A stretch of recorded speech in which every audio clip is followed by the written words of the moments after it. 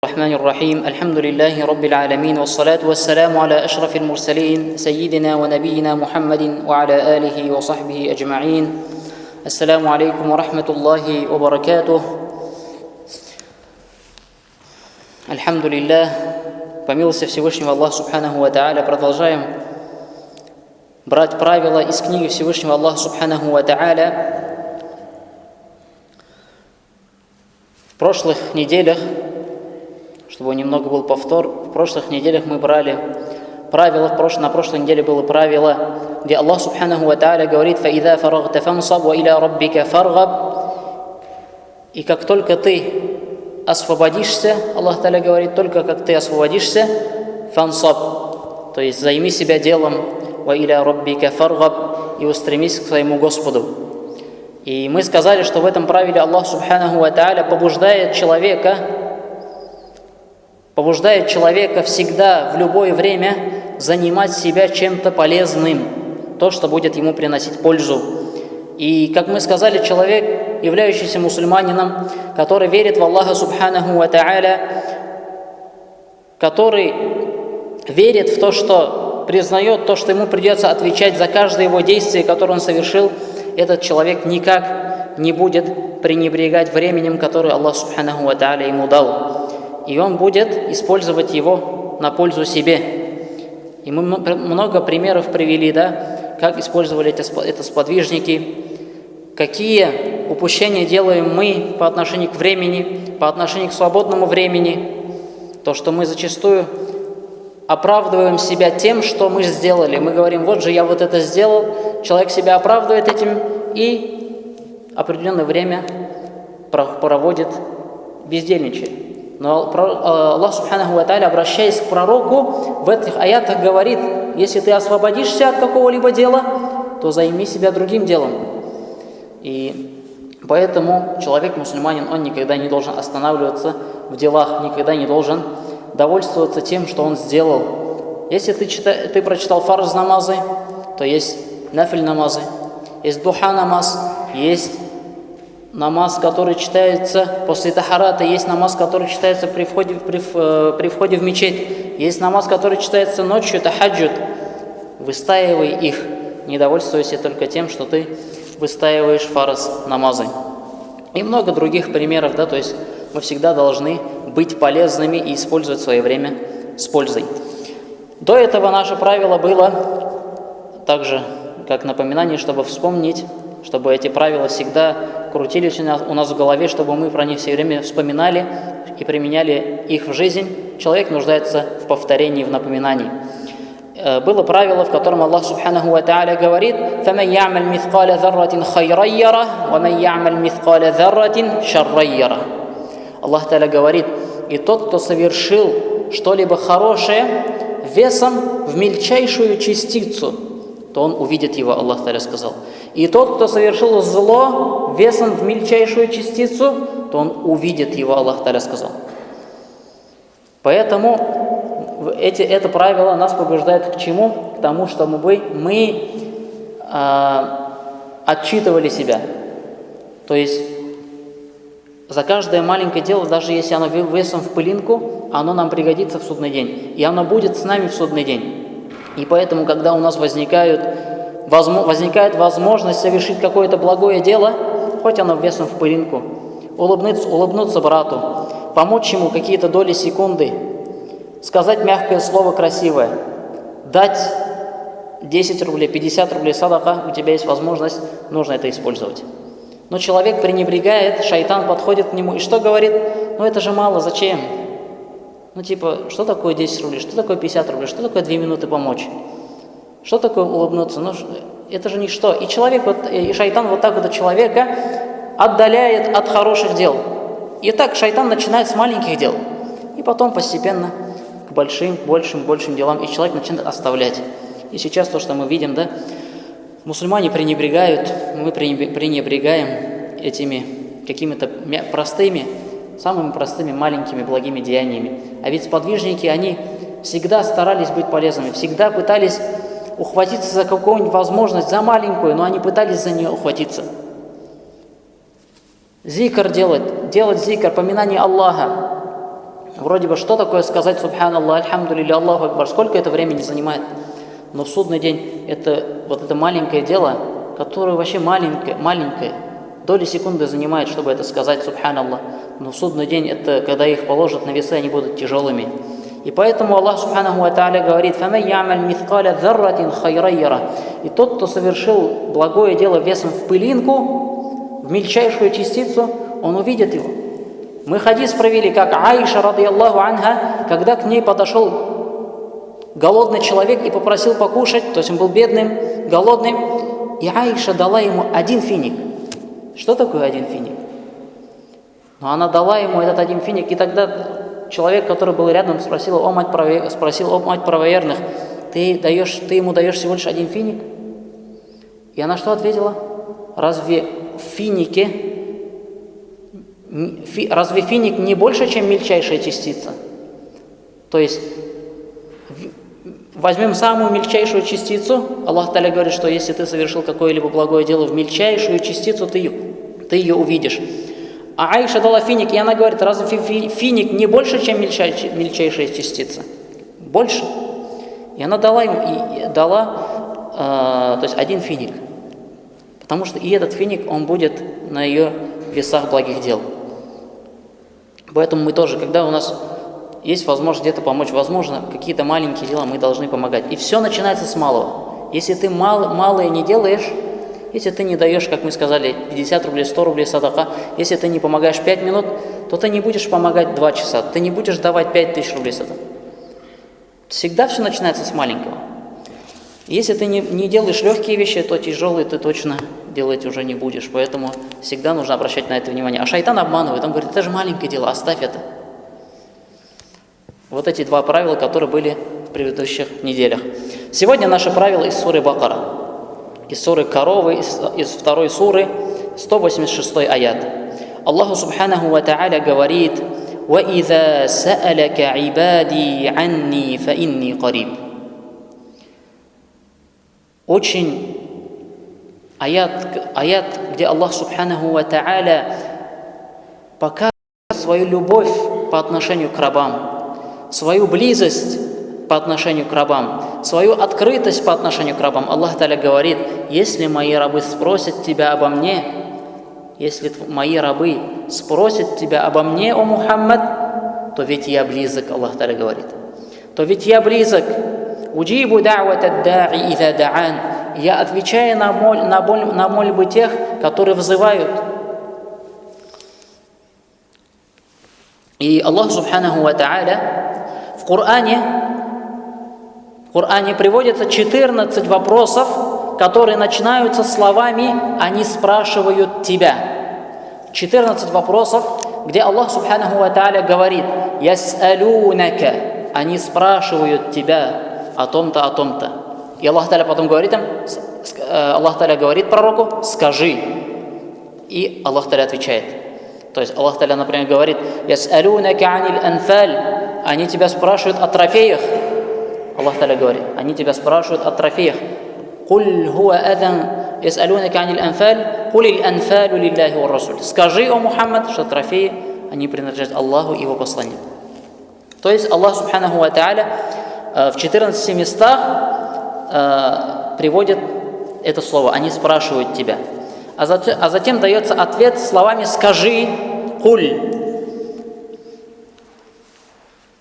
Кроме вот этого аята. В этом аяте Аллах Тааля не говорит «они спрашивают тебя». Аллах Тааля говорит «если они спросят тебя». То есть те моменты, которые были неспосланы, «яс'алунака», они спрашивают тебя. И потом Аллах Тааля отвечает. А здесь Аллах Тааля говорит: если мои рабы спросят обо мне, и Аллах Тааля не говорит «скажи, что я близок». Он говорит: «я близок». То есть وَإِذَا سَأَلَكَ عِبَادِي عَنِّي, если мои рабы спросят тебя обо мне, فَإِنِّي قَرِيبٌ, то я близок. Не говорит, то скажи им, что я близок. И тут есть мудрость. Аллах Субханаху ва Тааля говорит, что Он очень близок. Он всегда близок. То есть Аллах Тааля не поставил между этими двумя вещами слово «скажи». То есть оно идет сразу. И оно дается без глагола «скажи», да, как мы сказали. Так Аллах говорит: то ведь я близок и отвечаю на зов молящегося, когда он взывает ко мне. Словно как будто мы можем сказать, что эта пауза в ответе, выраженная коротким словом «скажи», отдаляет молящегося от своего Господа. И поэтому ответ приводится без этого слова, без слова «скажи», чтобы подчеркнуть непосредственную близость раба к своему Господу во время мольбы. И именно этот момент более ясно подчеркивает смысл, чем сообщение о причине неспослания данного аята. То есть мы объясняем этот аят вот таким образом. То есть то, что Аллах Субханаху ва Тааля, Он отвечает, Он слышащий, Он близок к тебе. А причиной же неспослания этого аята приводится, что когда пророка, саллаллаху алейхи вассалям, сподвижники спросили: а далек ли наш Господь? Наш Господь далек или близок к нам, дабы мы тайно взывали к Нему? Или же далек, дабы мы к Нему обращались? То есть скажи нам, Мухаммад, наш Господь близок или далек? И тогда Аллах Субханаху ва Тааля ниспослал: если они тебя спросят обо мне, то скажи, что я близок. То я близок. И я отвечаю на мольбы молящихся, тех, которые взывают ко мне. И на что еще мы можем обратить внимание на этом аяте? Аллах Субханаху ва Тааля, вот просто задумайтесь над этими словами Всевышнего. Аллах Субханаху ва Тааля говорит: если тебя спросят обо мне кто? Мои рабы. Аллах Субханаху ва Тааля говорит: мои рабы. Сколько сострадания в этих словах. Ведь Он отнес их лично к себе. Мои рабы, сказал. Где же те, которые стучатся в дверь Его? Где же те, которые взывают к Нему в надежде на Его милость? Ведь Аллах Субханаху ва Тааля близок. Аллах Субханаху ва Тааля ждет нашей мольбы. Аллах Субханаху ва Тааля ждет, чтобы мы к Нему взывали. И как в хадисе пришло, что Аллах Субханаху ва Тааля гневается, когда раб не обращается к Нему. Когда раб не просит Его, Аллах Субханаху ва Тааля гневается. Если мы посмотрим взаимоотношения человека с человеком, если тебя часто будут просить, если вот тебя все время просят, раз ты ответил на его просьбу, да, 2 ответил, 3 ответил, потом уже надоест, скажешь: что он у меня все время что-то просит. Это мы, люди такие. Мы устаем, когда у нас что-то просят все время, да, то есть нам не нравится иногда это. Но Аллах Субханаху ва Тааля наоборот, Он злится, Он гневается, когда раб Его не взывает к Нему, когда Его раб не обращается к Нему с дуа. И Аллах Субханаху ва Тааля в другом аяте говорит: وَقَالَ رَبُّكُمُ دُعُونِي أَسْتَجِبْ لَكُمْ. И сказал ваш Господь: просите меня. Аллах Субханаху ва Тааля к нам обращается, говорит: просите меня, взывайте ко мне. «Астаджиб лякум», и я отвечу вам. Поэтому мы должны, то есть как мы можем использовать этот аят, да, в жизни? Мы должны ввести себе правило, то, что бы со мной ни происходило, в чем бы я ни нуждался, что бы мне не хотелось, что бы мне не нужно было, я должен обращаться к Всевышнему. Я должен просить о Нем. И вот часто приходится такой диалог слышать. Вот человек что-то делает, да, у него не получается, он к тому пошел, к этому обратился, там заплатил столько, да, не получается что-то сделать, ему говорят: хотя бы, дуа кыл инде хотя бы, вот так, шундай сөз ишеттерге тура келе. Или, например, что-то случилось, и там, например, финансовую помощь собирают, да, там еще какую-то помощь, да, собирают, медицинскую, медикаменты собирают. И иногда так говорят: если уж вы не можете помочь, то хотя бы дуа кылыгыз, хотя бы дуа делайте. Это неправильное отношение. Почему дуа поставилась на последнюю очередь? Говорят, если ты уж не можешь там деньгами помочь, если уж ты не можешь там физически помочь, то хотя бы дуа, хотя бы дуа делай. Нет, дуа должен быть в первую очередь. И дуа должен делать любой, и который может физически помогать, и который может финансово помогать. Он же может дуа делать. Дуа в первую очередь. И также, когда ты что-то делаешь, у тебя не получается, ты говоришь, я это попробовал, то попробовал, не получается, не получается. И почему-то дуа, мольба, обращение к Господу, почему-то человек об этом начинает думать только тогда, когда он уже 10 раз ударился об что-то. Когда он сюда пошел, ударился, не получилось, туда пошел, ударился, не получилось. И потом только на 10-й раз он думает, Аллах Та'аля надо попросить. Нет, это неправильное отношение. В первую очередь ты должен начинать с дуа, чтобы Аллах Та'аля тебя облегчил это, чтобы Аллах Та'аля тебя открыл, чтобы Аллах Та'аля тебе дал благо, чтобы Аллах Та'аля тебе, если в этом благо, чтобы Он тебе открыл это, да? И то есть в сунне посланника Аллаха, саллаллаху алейхи вассалям, есть такая вещь, как истихара. То есть когда человек что-то начинает делать, или выбор у него какой-то, да, стоит, чтобы он у Аллаха попросил, то есть если в этом благо есть, чтобы Аллах Та'аля ему дал. Поэтому в любом деле мы должны себя приучить к чему? В первую очередь мы должны обращаться к Аллаху за помощью. В первую очередь мы должны обращаться к Аллаху за помощью. Потом делать уже причины. И, к сожалению, вот это, то есть, вот это, то, что распространено сейчас, да, то есть люди там идут туда-сюда, второе, третье, четвертое место, потом только начинают думать, там, может, дуа надо сделать, может, еще что-то, может, еще что-то. В первую очередь нужно ставить, что? Обращение к Господу, потому что все твои дела, успешность твоих дел или неуспешность твоих дел зависит от Аллаха Субханаху ва Тааля. Поэтому первый, к кому ты должен обратиться за помощью, это Аллах Субханаху ва Тааля. А потом уже все остальное. И Аллах Субханаху ва Тааля что говорит? Мы сказали, что Аллах Тааля здесь обращается, говорит, если тебя спросят обо мне мои рабы, то что? Аллах Тааля говорит, то ведь я близок. Это подтверждает близость Аллаха Субханаху ва Тааля, всемогущий Он и велик. То, что Он близок к своим рабам. И эта близость особенная, касающаяся тех, кто поклоняется Ему и взывает к Нему.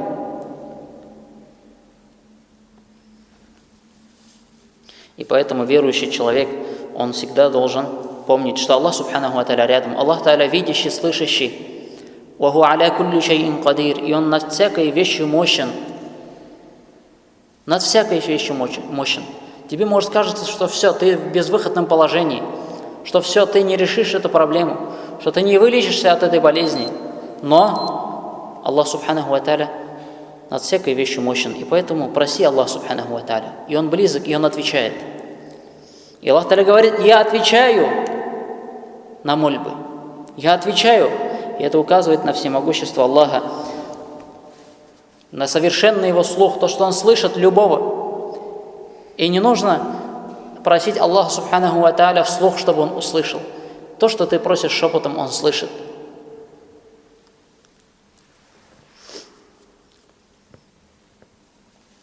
Ведь если взять любого человека, любого правителя на этой земле, описание Аллаха Субханаху ва Тааля самое возвышенное. И Он далек от всяких сравнений, от всяких примеров.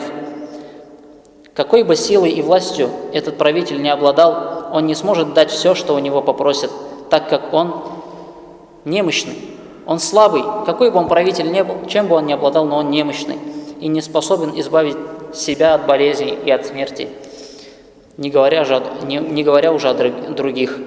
Аллах Субханаху ва Тааля, Он всемогущий, всесильный. Поэтому мусульманин должен всегда об этом помнить и обращать внимание на дуа. И как посланник Аллаха, саллаллаху алейхи вассалям, сказал, «А'джазун наси ман а'джиза фид дуа». Самые слабые люди, гажиз каши, бессильный человек, это тот, который оставил дуа, который не просит Аллаха Субханаху ва Тааля. Поэтому просьба, когда ты просишь Аллаха Субханаху ва Тааля, когда ты взываешь Ему, Он помогает тебе. И Аллах Субханаху ва Тааля говорит, я отвечаю, когда Он взывает ко мне. Когда Он взывает ко мне. И эти слова указывают на то, что мольба принимается. Мольба принимается, Аллах Субханаху ва Тааля отвечает при условии, если мусульманин действительно обращается к Аллаху сердцем, правдив в своем дуа, правдив в зове к своему Господу, искренне молит Его, чувствуя свою нужду в Нем, щедрость и великодушие Аллаха. То есть и на нас, то есть мы должны просить Аллаха Субханаху ва Тааля так, что действительно мы нуждаемся в Нем. То, что нет у нас ни мощи, ни силы, ля хауля ва ля куввата илля билля, нет силы и мощи, кроме как у Аллаха. И ты понимаешь, что ты не способен ни на что. Ты бессилен перед всем. Лишь по милости Аллаха, лишь с помощью Аллаха Субханаху ва Тааля ты что-то делаешь. И ты все время нуждаешься в Нем. И это очень важное чувство в сердце мусульманина, чтобы он чувствовал, что он всегда нуждается в Аллахе. Всегда ты нуждаешься в Аллахе Субханаху ва Тааля.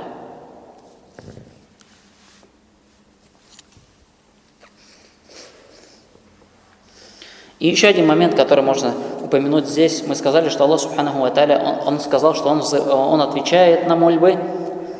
Еще один момент, на который указывает данное правило, заключается в том, что Всевышний Аллах отвечает на мольбы тех, кто просит Его, кто молит Его, но из этого не следует то, что Аллах дает каждому именно то, о чем Он просит.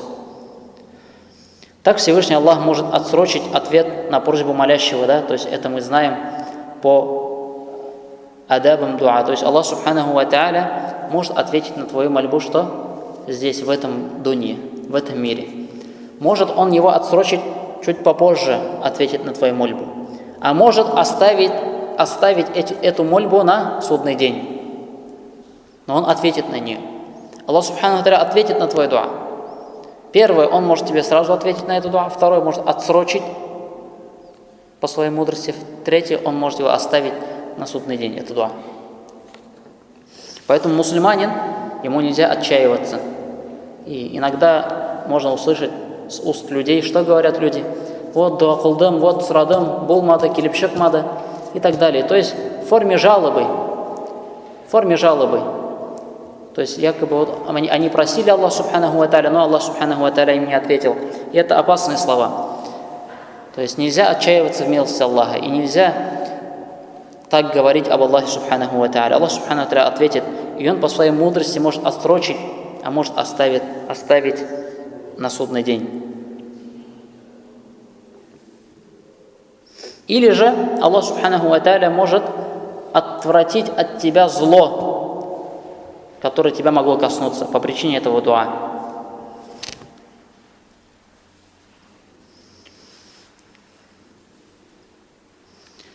И Аллах Субханаху ва Тааля, как начал аят: если мои рабы спросят тебя обо мне, то ведь я близок. Это является прекрасным венцом этого правила. Поклонение является его пронизывающая сущность, а именно единобожие. И мы, как мусульмане, должны понимать, что таков наш Господь. Он властелин над всеми королями и правителями. Он всесильный. И никакая власть и ни сила не сравнится с мощью и силой Аллаха Субханаху ва Тааля. Чтобы обращаться к Нему, чтобы обратиться к Аллаху Субханаху ва Тааля, не нужно ждать очереди. Чтобы обратиться к Аллаху Субханаху ва Тааля, не нужно ждать определенного времени. Чтобы обратиться к Аллаху Субханаху ва Тааля, не нужно просить разрешения войти.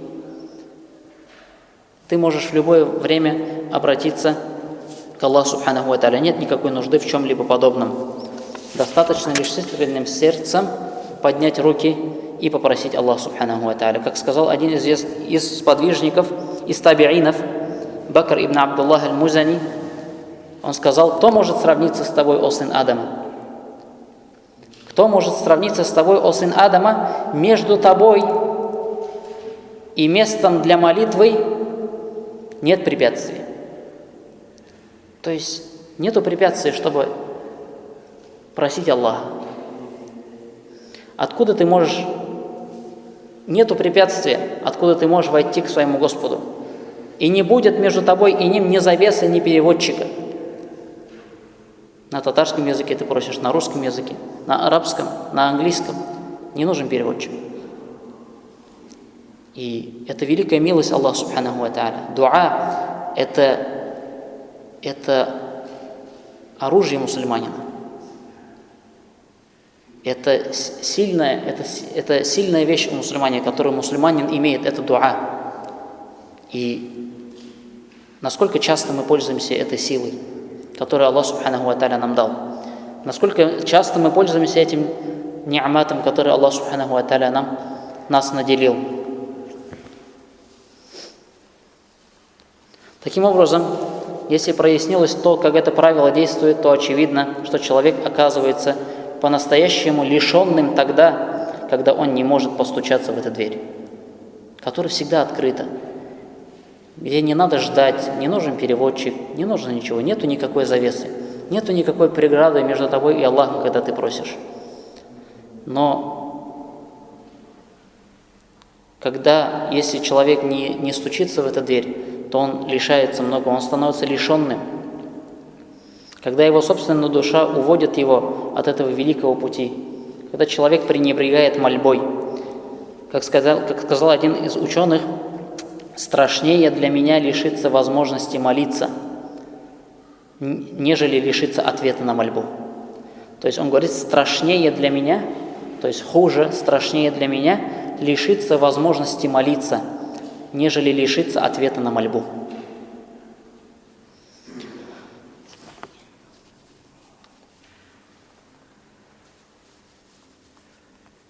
И как сказал один из ученых, он говорит, знающие люди, то есть ученые, они единодушны, что успех заключается в том, чтобы Аллах не предоставил тебя самому себе. И как дуа, который посланник Аллаха, саллаллаху алейхи вассалям, говорил, «Валя такильни иля нафси тарфата айн», и не оставляй меня самому себе даже на мгновение. То есть успех мусульманина, успех человека заключается в том, чтобы Аллах не предоставлял тебя самому себе. И пророк, саллаллаху алейхи вассалям, просил защиты от этого, чтобы Аллах субханаху ва тааля не оставлял его самому себе. И что провал – это то, когда он оставляет тебя наедине с твоей душой. И поэтому человек всегда должен подкреплять эту связь, быть всегда с Аллахом субханаху ва тааля в любых своих делах. Умар ибн аль-Хаттаб, второй праведный халиф, рады Аллаху анху, сказал, поистине, я не волнуюсь за ответ, однако я беспокоюсь за мольбу. И если мольба будет внушена мне, то вместе с ней и ответ. То есть он говорит, я не волнуюсь за ответ, потому что ответ за Аллахом. И он сказал, что он ответит. Аллах Та'аля сказал, что «Астаджиб лякум», я вам отвечу. «Фа инни кариб», я близок. «Уджибу да'ват ад-да'и иза да'ан», я отвечаю на мольбу, когда мой раб взывает ко мне. Он говорит, поэтому я не беспокоюсь за ответ, но я беспокоюсь за мольбу, за дуа, чтобы я ее не оставил, чтобы я ее делал, чтобы она была искренней. И если мольба будет внушена мне, то есть если Аллах субханаху ва тааля откроет мне это, даст мне просить его, делать дуа, то вместе с ней и ответ будет. И поэтому мы также должны взять себе эти слова, чтобы обратить внимание, насколько часто я взываю к Аллаху, насколько часто я обращаюсь к Нему. И это не должно быть только когда тебе плохо, только когда тебе трудно. Это должно быть всегда, даже когда тебе хорошо. Человек когда у него все хорошо, когда у него все получается, он начинает возвышаться. У него, вот миним килипшага, у меня получается, вот я это сделал, то сделал. А кто тебе дал возможность это сделать? Кто тебе дал силы? Кто тебе открыл это? Человек забывает. Аллах Та'аля открыл. И чтобы дальше он тебя открывал, тебе надо просить его. А человек, когда у него плохо, он просит, когда у него хорошо, он забывает и перестает делать дуа. А потом опять у него все вниз идет, потому что он не просит Аллаха субханаху ва тааля. Он не чувствует нужду, он не чувствует, что он нуждается в Аллахе. У него уходит вот это чувство нужды, что он нуждается в Аллахе субханаху ва тааля.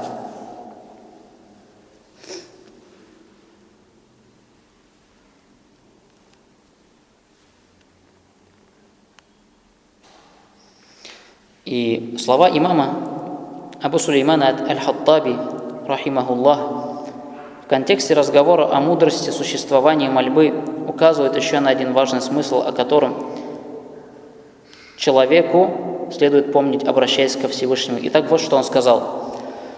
Субханаллах, то есть преславный Аллах, Аллах Субханаху ва Тааля, предопределил, чтобы раб был испытан. Аллах Субханаху ва Тааля предопределил, чтобы тебя испытали, чтобы ты был испытан. Задействован на верном пути и находился между надеждой и страхом, которые являются ступеньками поклонения. И благодаря всему этому он приводит в действие то, что возложено на него, что само по себе есть неотъемлемые качества каждого человека, доля каждого подвластного и подчиненного. То есть Аллах Субханаху ва Тааля создал человека так, что человек нуждается в Аллахе, что он живет между страхом и надеждой.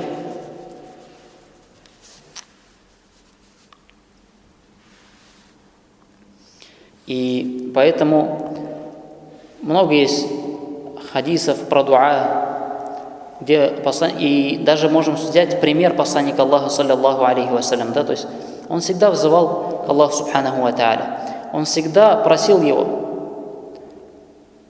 просил помочь ему, просил прощения грехов. Мы также должны обращаться, и мы больше нуждаемся в дуа, мы больше нуждаемся в прощении, чем пророк, саллаллаху алейхи вассалям, во много раз.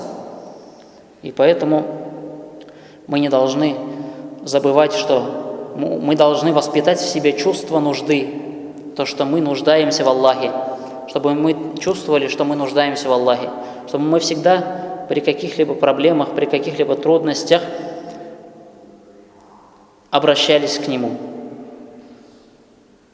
И еще один момент, на который указывает данное правило в силу своего контекста, это поощрительность мольбы.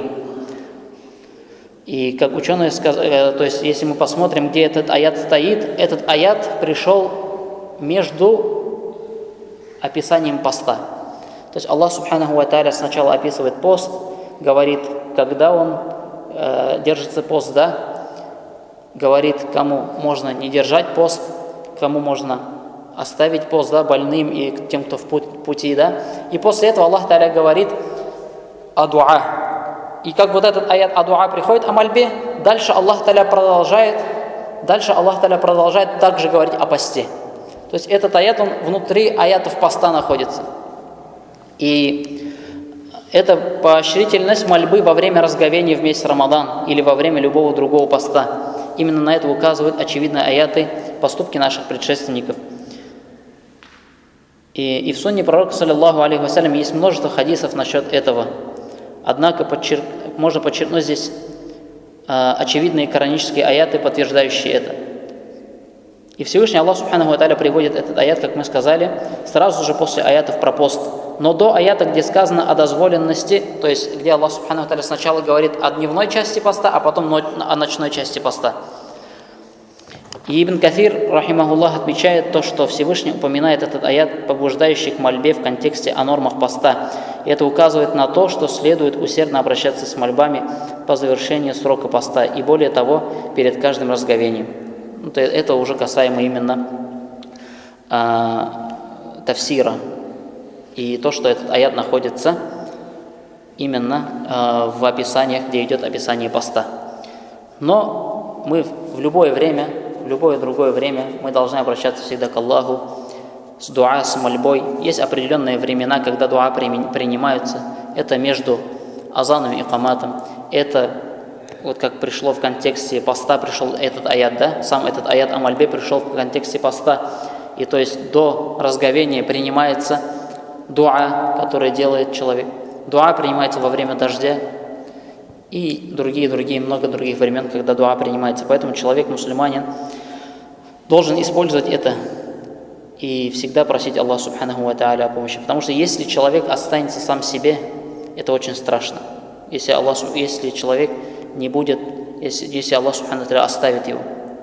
И чтобы Аллах Субханаху ва Тааля не оставил, чтобы Аллах Субханаху ва Тааля не разгневался на человека, то мы должны просить его, обращаться к нему. И Аллах Субханаху ва Тааля любит это. Аллах Субханаху ва Тааля любит это, когда раб обращается к нему своей нуждой.